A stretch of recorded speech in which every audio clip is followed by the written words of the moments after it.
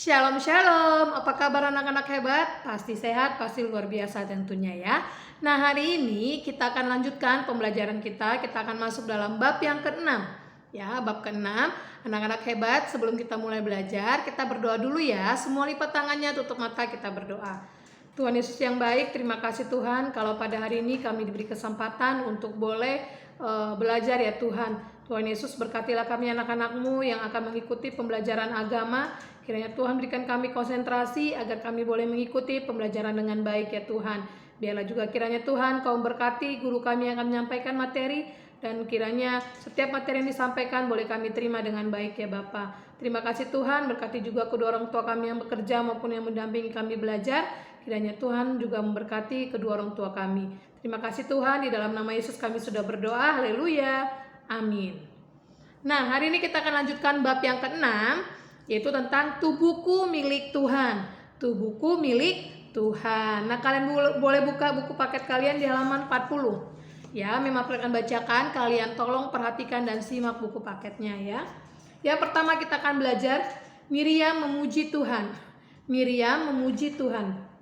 Siapakah itu Miriam? Miriam adalah kakak dari Musa ya. Miriam memuji Tuhan. Setelah keluar dari Mesir, bangsa Israel tiba di Laut Teberau. Mereka tidak tahu hendak lari kemana, karena Firaun dan tentaranya mengejar mereka.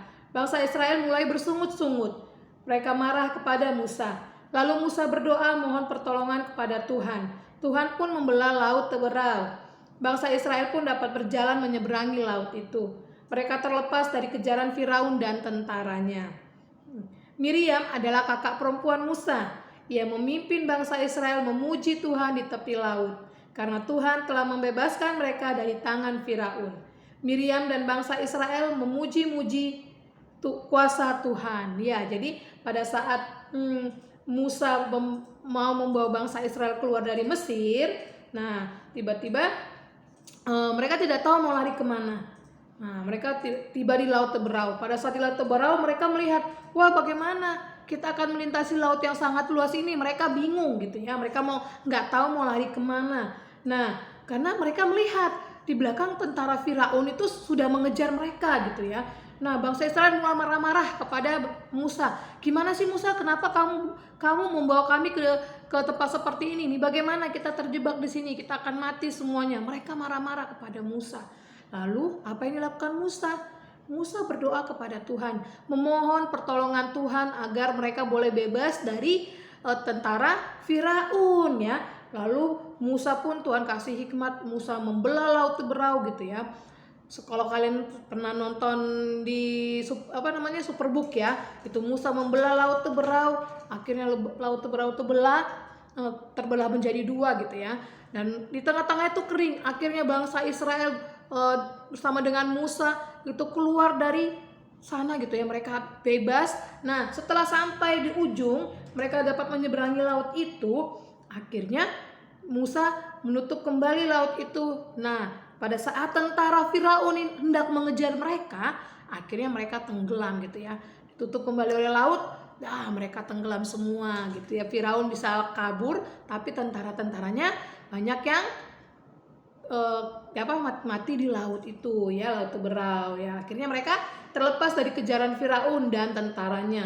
Terus kakak perempuannya Musa yaitu Miriam, dia memimpin bangsa Israel untuk memuji-muji nama Tuhan, menari-nari, senang, bersyukur kepada Tuhan gitu ya. Karena apa? Karena Tuhan telah membebaskan mereka dari tangan Firaun. Miriam ini kakaknya Musa ini dan bangsa Israel memuji Tuhan, memuji kuasa nama Tuhan yang sudah menyelamatkan mereka ya. Tentu kamu juga pernah merasa takut dan gentar. Ya, Mem April juga pernah merasa takut dan gentar gitu ya. Apa yang dapat membuatmu merasa takut? Saya takut gak bisa jawab lagi ulangan, takut kalau salah gitu ya. Ada ketakutan dalam diri kalian. Belajarlah dari Miriam yang suka memuji Tuhan. Jika merasa takut, berserulah minta pertolongan Tuhan. Pujilah Tuhan atas pertolongannya. Iya, anaknya Mem April tuh takut kalau mati lampu. Yang pertama takut mati lampu, takut kalau hujan ada geluduk yang besar gitu ya. Mem April suka bilang, gak usah takut, kita berdoa, kita memuji Tuhan. Ayo nyanyi yuk, ayo Ma, katanya kita nyanyi. Nah kalau kalian sudah merasa takut gitu ya, kalau tiba-tiba mati lampu, mamanya misalnya lagi di dapur, kalian lagi di ruang tamu, lagi mati lampu, Mama gak usah nangis, kalian muji Tuhan. Lagu apa? Dalam Yesus. Atau lagu sekolah minggu apa yang kalian ingat? Memuji Tuhan, minta pertolongan supaya Tuhan menolong kalian, supaya kalian tidak takut ya. Jadi jangan takut dan gentar. Kalau udah mulai takut, ingat memuji Tuhan dan berdoa ya, minta pertolongan Tuhan. Berdoa, memuji Tuhan dan membesarkan nama Tuhan, itulah cara menyatakan bahwa tubuh ini milik Tuhan. Tubuh kita gunakan untuk memuji dan memuliakan Tuhan dalam keadaan suka ataupun duka. Karena tubuh ini adalah milik Tuhan. Ya, kita harus memuji Tuhan dengan lewat tubuh kita.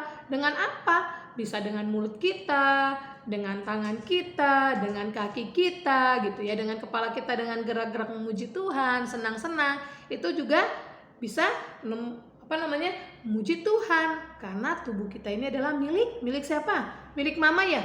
Bukan.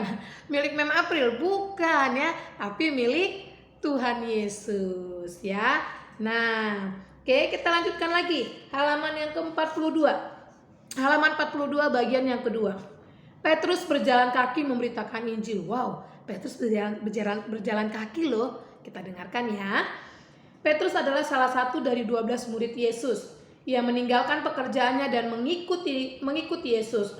Ia menerima ajaran Yesus bersama murid-murid lainnya.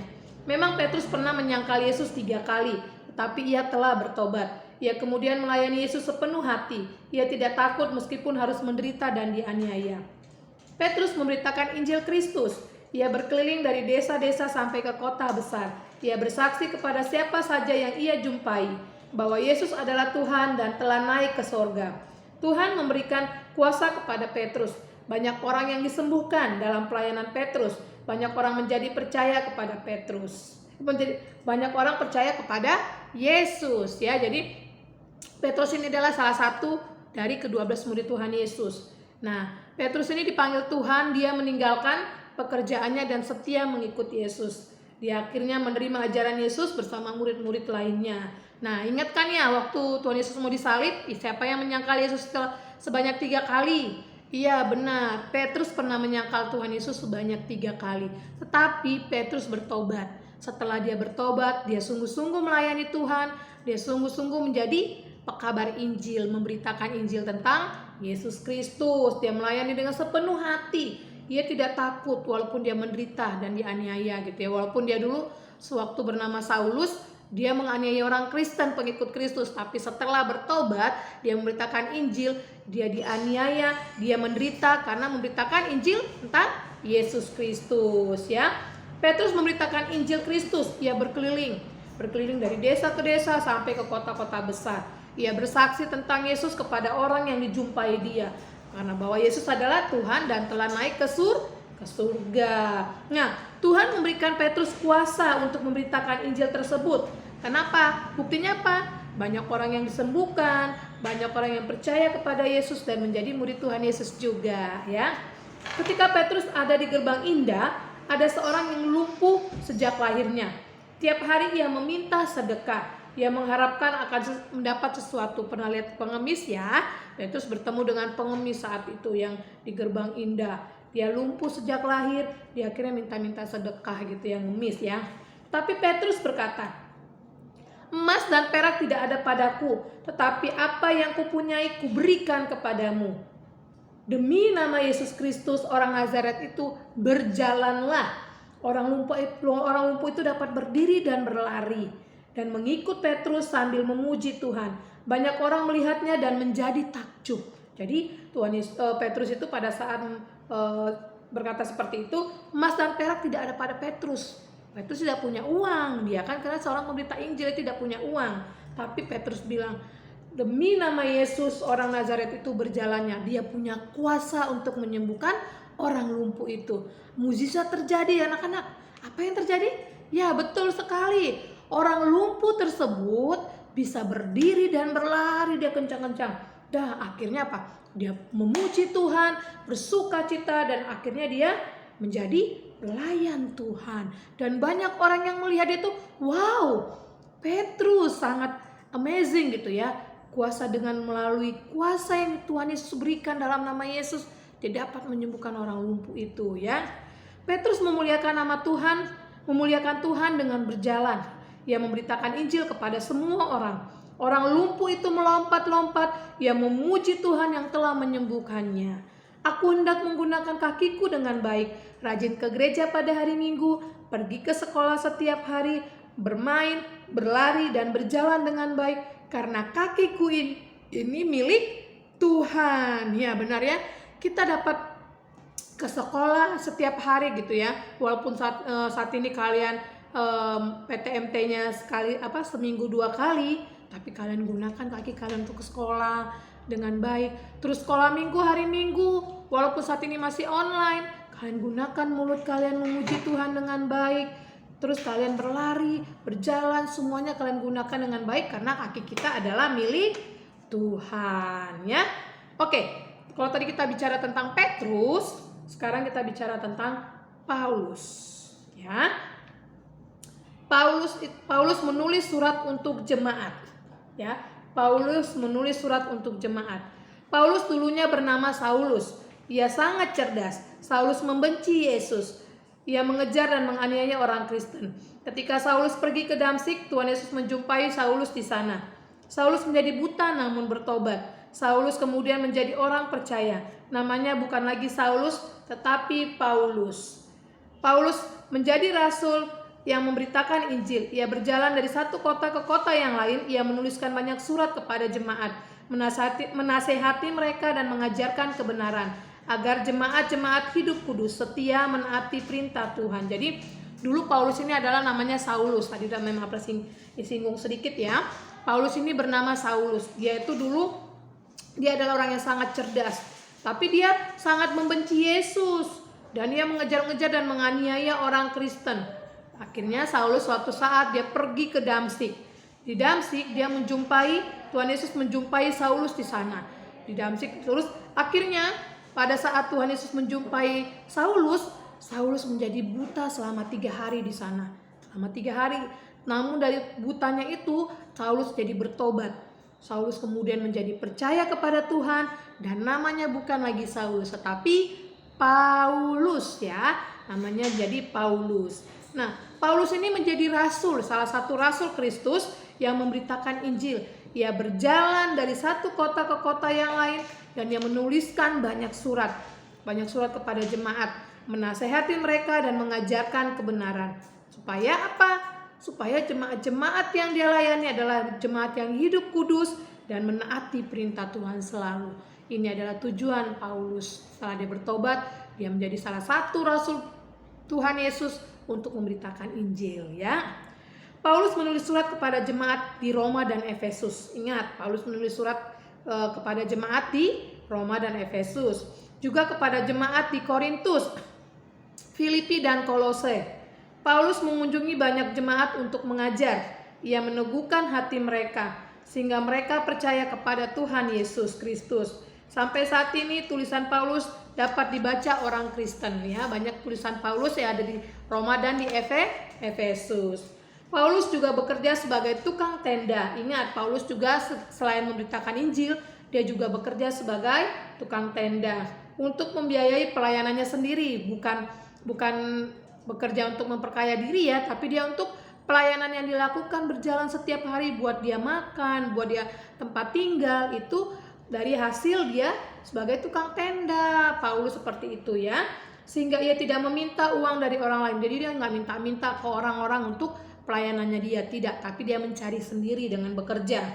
Dengan tangannya Paulus telah bekerja keras, bukan hanya untuk dirinya sendiri, tapi untuk semua orang yang percaya kepada Yesus.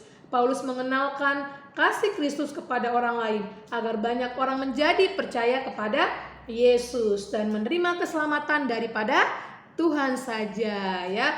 Paulus ini adalah orang yang sangat gigih karena dia tahu dulu dia suka menganiaya, suka membunuh orang-orang Kristen, pengikut Kristus, tapi dia bertobat. Dan akhirnya dia mengerti bahwa Kristus yang menjadi utama. Dan dia harus mengenalkan kasih Kristus itu dia tidak hanya untuk dirinya sendiri. Dia ingin semua orang merasakan kasih Kristus seperti yang dia rasakan. Jadi sehingga banyak orang yang menjadi percaya dan menerima keselamatan daripada Tuhan Yesus, ya. Aku pun dapat menggunakan tanganku. Aku akan rajin belajar dan bekerja keras untuk menolong orang-orang di sekitarku. Menjadi anak yang membanggakan orang tuaku dengan hasil belajarku yang bagus setiap hari. Aku percaya Tuhan akan memberkati semua karyaku, baik ketika aku bekerja maupun ketika aku belajar, ya. Jadi kalian bisa menggunakan tangan kalian ini bekerja untuk melayani Tuhan.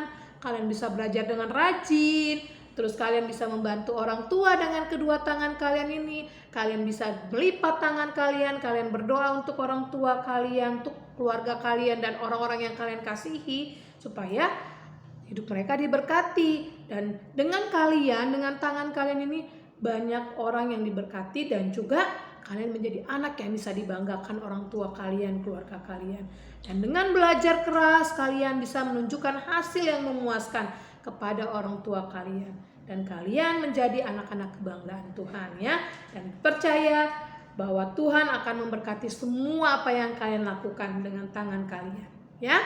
Oke, siapa yang mau di sini diberkati oleh Tuhan? Ya, good job. Semuanya mau ya sayangnya. Jadi gunakan kaki kalian, tangan kalian untuk melayani Tuhan dengan apa yang bisa kalian lakukan. Walaupun kalian masih kelas 1, tapi hal apa yang bisa kalian lakukan dengan tangan kalian selain belajar? Misalnya tolong mama sapu rumah, walaupun tidak terlalu bersih tidak apa-apa. Yang penting kalian berusaha. Atau yang paling penting ketika bermain, rapikan mainannya sendiri. Supaya orang tuanya melihat, wah anakku anak yang hebat. Ketika selesai bermain bisa merapikan mainan sendiri. Atau ada yang punya adik kecil, bantu mamanya jaga adik kecilnya supaya mamanya tidak kerepotan, ya. Oke. Nah, sekarang yang keempat, kita akan belajar tentang Maria tekun mendengarkan ajaran Yesus, ya. Tentu kamu ingin melakukan banyak hal. Kamu harus memilih yang paling baik untuk dirimu. Ada waktu untuk bermain, ada waktu untuk belajar, ada waktu untuk bercanda, ada waktu untuk bekerja, ada waktu untuk berbicara, ada waktu untuk mendengarkan. Semuanya adalah ibadah kepada Tuhan. Karena kamu dapat memilih yang paling baik. Ya, dengar kata paling. Paling itu berarti di atasnya baik. Kalau baik ada yang paling baik di atasnya lagi. Karena apa? Kalian harus bisa membagi waktu kalian. Walaupun kalian masih kelas 1, tapi coba bagi waktu kalian. Bangun pagi-pagi, berdoa, saat teduh, mandi dengan supaya tubuhnya segar, pakaian sekolah sendiri, sarapan sendiri. Terus apa? Karena ada waktunya belajar, ada waktunya bermain, ada waktunya bercanda, ada waktunya bekerja, ada waktunya berbicara, ada waktunya mendengarkan. Supaya kalian semuanya kita tahu bahwa semua yang kita lakukan adalah ibadah kepada Tuhan. Dan kalian bisa memilih hal yang paling baik dalam hidup kalian. Jangan melihat orang lain. Mama si temanku si abis boleh begini mah, temanku boleh nonton YouTube mulu, temanku boleh begini. Tidak boleh. Kalian coba memilih yang paling baik buat kalian. Apakah bermain game itu yang paling baik buat kalian setiap hari? Tidak, ada waktunya. Boleh bermain game, tapi ada waktunya. Apakah main sepeda terus-terusan boleh? Tidak, ada waktunya bermain. Apakah tidur terus, pagi-pagi susah dibangunin untuk sekolah, tidur dibangunin, ayo siapa tuh dibangunin pagi-pagi nggak mau masih tidur. Apakah waktu kalian hanya untuk tidur? Tidak kan? Jadi semua waktu itu adalah baik kalian gunakan, ya. Oke, good job. Pada waktu Tuhan Yesus mengunjungi Maria dan Marta, Maria tekun mendengarkan Yesus berbicara, sedangkan Marta sibuk memasak makanan untuk Yesus. Jadi siapa yang tekun mendengarkan Tuhan Yesus berbicara? Yes, yaitu adalah Maria. Maria tekun mendengarkan Tuhan Yesus berbicara, sementara Marta sibuk melakukan pekerjaan, ya. Marta meminta Yesus agar Maria membantunya menyiapkan makanan. Tapi Yesus menjawab Marta, "Marta, Marta, engkau khawatir dan menyusahkan diri dengan banyak perkara, tetapi hanya satu saja yang perlu. Maria telah memilih bagian yang terbaik yang tidak dapat diambil daripadanya." Nah, jadi kata Tuhan tuh Marta, Marta, apa maksudnya, Mem? Begini, kita boleh bekerja, tapi ketika kita waktunya untuk mendengarkan firman Tuhan, kita harus duduk dengarkan firman Tuhan. Jangan sekolah minggu main-main, bercanda-bercanda, tidak boleh ya. Lagi dengar firman Tuhan, lagi memuji Tuhan, lagi menyembah Tuhan, tapi main-main, tidak serius gitu ya. Jangan. Pada saat beribadah, beribadahlah dengan tekun, beribadahlah dengan sungguh-sungguh. Karena Tuhan katakan kita ketika beribadah berikan hati yang terbaik buat Tuhan, ya. Oke? Banyak orang yang suka berbicara, tetapi tidak semua orang suka mendengarkan. Maria mendengarkan Tuhan Yesus berbicara. Apa yang didengarkan akan menjadi miliknya. Maria memilih yang terbaik untuk dirinya. Bukan berarti tidak baik menyiapkan makanan atau mengerjakan hal-hal yang lain, tetapi selalu ada yang terbaik pada waktu tertentu. Jadi kita harus bisa memilih yang terbaik buat kita. Kalau memang waktunya sekolah minggu, ya sekolah minggu. Kalau temannya manggil, misalnya siapa nih ya, misalnya Agatha ya, memang ingat Agatha ya. Agatha main yuk, Tina main yuk. Kalian pada saat itu harusnya sekolah minggu. Apakah kalian memilih untuk bermain atau sekolah minggu? Ya, sebaiknya adalah memilih waktu untuk sekolah minggu dulu ya, karena kan online saat ini masih online. Sekolah minggu dulu supaya apa? Setelah sekolah minggu kalian boleh melakukan pekerjaan yang lain. Karena itu adalah bagian yang terbaik. Kita harus mendengarkan firman Tuhan, memuji Tuhan, memuliakan nama Tuhan. Oke, tentunya ya. Aku pun ingin menggunakan telingaku dengan baik, mendengarkan guru mengajar atau menasehati, mendengarkan cerita Alkitab di gereja, mendengarkan firman Tuhan setiap hari, agar aku makin mengenal Tuhan Yesus yang baik. Aku mau mendengarkan ayah dan ibu, mereka menasehati dan mengajariku, agar aku menghormati dan menghargai orang tuaku. Dengan cara itu Tuhan Yesus memberkatiku, karena aku memilih yang terbaik untuk hidupku. Kita harus menggunakan telinga kita dengan baik, mendengarkan guru, mendengarkan Miss dan Mister, mendengarkan kakak-kakak sekolah minggu, cerita sekolah minggu, mendengarkan firman Tuhan, karena itu adalah bagian yang terbaik yang Tuhan berikan buat kita ya. Oke. Nah, yang kelima, kita akan bahas tentang Zakheus menerima Yesus di rumahnya. Ya, karena kita sudah pernah, siapa yang di sini pernah dengar cerita tentang Zakheus? Iya, Zakheus itu apa pekerjaannya? Yes, good job. Zakheus adalah seorang pemungut cukai ya. Zakheus adalah seorang pemungut cukai. Ia tidak disenangi karena pekerjaannya itu. Pemungut cukai mengambil uang rakyat. Ia menyerahkannya kepada pemerintah. Ada pemungut cukai yang suka memeras atau meminta lebih banyak kepada rakyat. Pemungut cukai dianggap berdosa oleh orang Yahudi. Zakheus ingin sekali melihat Yesus dari dekat, tapi tubuhnya terlalu pendek untuk melihat. Sementara banyak orang mengerumuni Yesus. Yesus naik ke atas pohon hendak melihat Yesus. Yesus menyuruhnya turun dari pohon. Yesus hendak menginap di rumahnya. Zakheus sangat gembira menyambut Yesus di rumahnya. Ia menjamu Yesus dan semua murid. Zakheus menjadi percaya kepada Tuhan Yesus.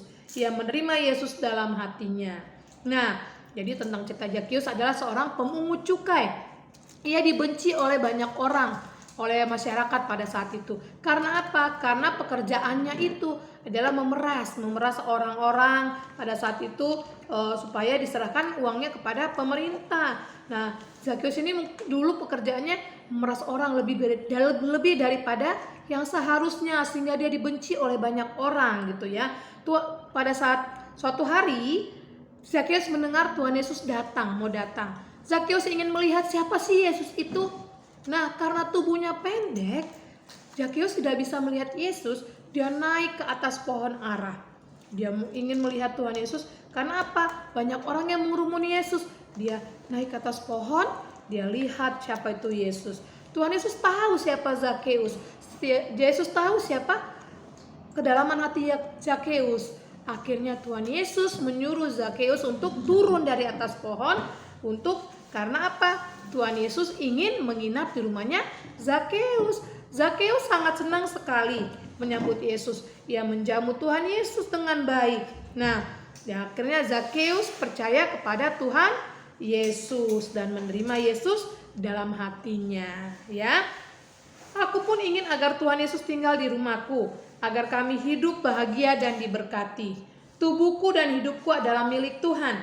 Aku ingin menerima Yesus dalam hidupku, dalam hatiku, agar aku menjadi anak-anak yang diberkatinya dan hidupku menjadi milik Tuhan selamanya. Ya, jadi kita ingin agar tubuh kita ini semua adalah milik Tuhan, hidup kita ini adalah milik Tuhan, dan kita ingin Tuhan Yesus kita undang dalam hati kita bisa menerima Tuhan Yesus dalam hati kita, agar kita menjadi anak-anak yang diberkati oleh Tuhan, dan hidup kita pun menjadi milik Tuhan selamanya. Ya, oke, yang keenam kita akan bahas tentang narwastuku untuk Tuhan. Narwastu itu apa sih? Kita baca ya sayangnya. Ketika Yesus sedang berada di rumah Simon, datang seorang perempuan kepadanya.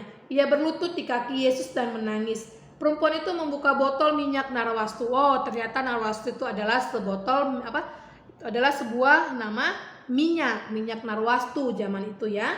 Ia meminyaki kaki Yesus dengan minyak itu. Ia menyekal kaki Yesus dengan rambutnya. Pada saat itu minyak narwastu itu adalah minyak yang paling mahal, yang sangat susah dibelinya gitu ya. Harus dengan mahal sekali harganya. Nggak semua orang mampu belinya. Harus dengan bekerja keras ya. Nah, narwastu adalah minyak yang paling mahal. Pada waktu itu hanya orang kaya yang memilikinya. Harganya sama dengan gaji 1 tahun seorang pekerja. Tetapi perempuan ini tidak peduli berapa harganya. Ia mau memberikan yang terbaik dari dirinya. Itu tidak sebanding dengan kasih Yesus. Karena dosanya telah diampuni oleh Yesus. Seorang perempuan gitu ya. Tentang seorang perempuan yang sudah berdosa, yang dia sadar dirinya sudah berdosa. Dia datang pada Simon ya, kepada Yesus. Pada saat itu Yesus sedang berada di rumah Simon. Dia menuang membuka botol minyak narwastu itu, dia meminyaki kaki Yesus gitu ya. Minyak itu wangi katanya. Terus menyeka kakinya, menyeka itu apa? Ngelap rambutnya, kakinya Yesus itu dengan rambutnya, karena rambutnya pada saat itu panjang kali itu, lihat tuh, rambutnya panjang. Kaki Yesus diseka, dilap dengan rambutnya perempuan itu gitu ya. Nah, jadi karena dia tahu perempuan ini sadar, dia sudah orang yang berdosa, dia tidak peduli berapa harganya minyak itu. Yang penting dia tahu dia memberikan yang terbaik dari dirinya, karena dia sadar itu tidak sebanding dengan kasih Yesus yang sudah mengampuni dosanya, yang telah menyucikan dia dari dosa-dosanya. Ya, begitu juga dengan kita. Kita adalah anak-anak Tuhan yang sangat dikasihi Tuhan. Kita harus mengasihi Tuhan, menyerahkan diri kita, melakukan yang terbaik buat Tuhan. Seluruh anggota tubuh kita serahkan kepada Tuhan, melayani Tuhan dengan baik ya. Anggota tubuh ini adalah pemberian Tuhan. Manusia memuliakan Tuhan dengan anggota tubuhnya. Semua yang dilakukan hanya untuk Tuhan. Jika memuji Tuhan, menyanyilah dengan baik. Jika bekerja keraslah dengan setia. Jika kamu berbicara, berkatalah yang benar. Jika hendak bercerita, ceritakanlah kasih Yesus. Jadi kalau kalian ingin bercerita, ceritakan tentang kasih Yesus kepada orang banyak di sekitar kalian ya. Buanglah kemalasan dan belajarlah sungguh-sungguh. Apapun yang dilakukan haruslah yang terbaik. Seperti meminyaki kaki Yesus dengan minyak narwastu, lalu menyekai kaki Yesus dengan rambutnya, lakukanlah semua yang terbaik dengan tubuhmu, hanya untuk memuliakan nama Tuhan. Jadi semuanya untuk kemuliaan nama Tuhan, supaya kalian selalu diberkati oleh Tuhan ya.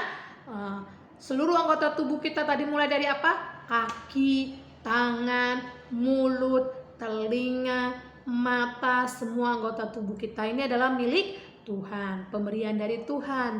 Jadi kita harus gunakan untuk melayani Tuhan, untuk yang terbaik buat Tuhan. Jika berdoa, berdoalah dengan sungguh-sungguh. Jika menyanyilah dengan sungguh-sungguh. Jika berkata-katalah yang baik, ceritakanlah tentang Yesus. Jika berjalan, berjalanlah dengan baik. Ke sekolah minggu gitu ya. Oke.